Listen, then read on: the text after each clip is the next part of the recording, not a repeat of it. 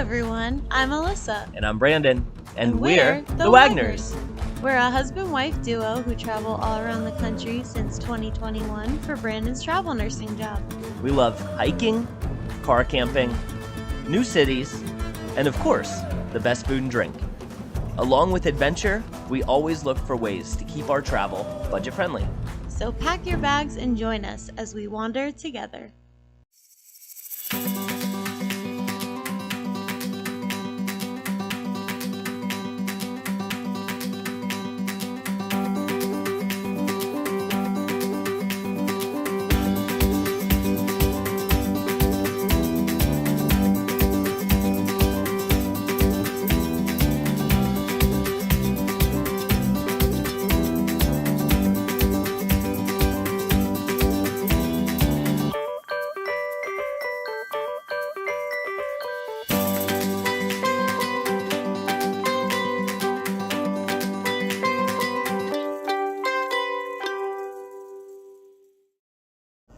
Hey Wanderers, welcome back to our little space of the internet and welcome back to California.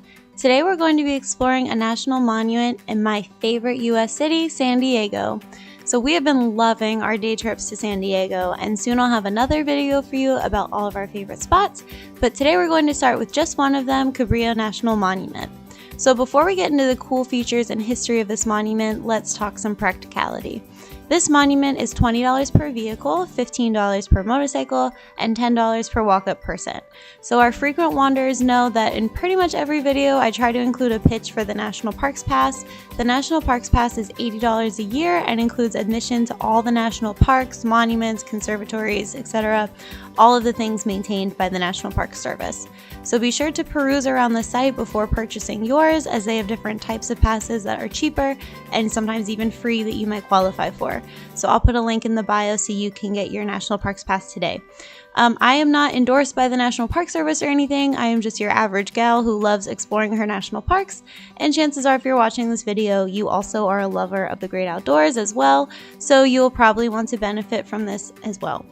It only takes a few parks a year to make this pass worth it, and there's so much beauty to enjoy. So once you're in the park, the parking will be provided at various stops. Alright, so let's explore.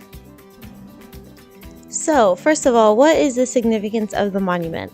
So this monument was named after Juan Rodriguez Cabrillo. He led the first European expedition that explored the west coast of the United States. His voyage started in Navidad, Mexico, and lasted 3 months, landing him in the San Diego Bay in September of 1542. Sadly, he died during the exhibition, but it is believed that his crew went possibly as far north as Oregon. The National Monument was established in 1913 to commemorate his voyage, being significant as it was the first contact between coastal California indigenous tribes such as the Kumeyaay and men from Europe. This journey would shape other Spanish voyages and play a huge role in the vast Southern California history. So, what are the fun sights to see at Cabrillo?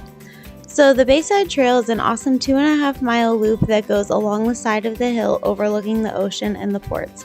This trail is moderately easy and only has about a 340-foot elevation gain.